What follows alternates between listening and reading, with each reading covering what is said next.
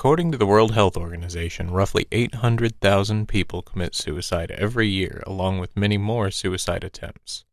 Suicide is the highest leading cause of death for people 15 to 29 years old, second highest among ages 15 to 34, and third highest among ages 10 to 14.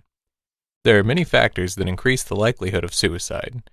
Here are the three most common factors. Number 1. Major depression. Major depression affects people both physically and psychologically.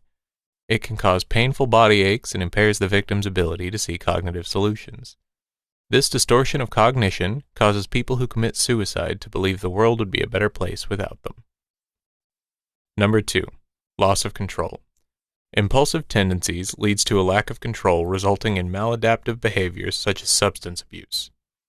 Impulsivity breeds fear and anxiety, which causes people to believe suicide is the only action they can take to put an end to maladaptive thoughts or behaviors.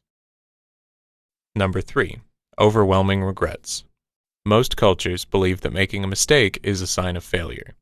Also, some people internalize their mistakes to the point of believing they're beyond forgiveness. This may cause them to believe the only reprimand that would bring justice to the act they committed is suicide. Many argue that suicide is a senseless act, but one's cognition has the ability to make sense of the most senseless things, especially if they have major depression or impulsivity. Prior to the act of suicide, there is a process of negative thoughts that manifest in physical and mental pain. The act of suicide is seen as cathartic for people who suffer from guilt.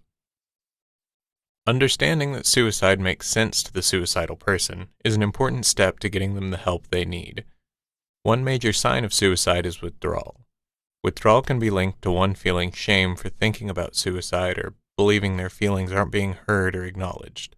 Reacting to the signs of suicide without stigma or shame could be the key to establishing a dialogue with the suicidal person and getting them the proper treatment.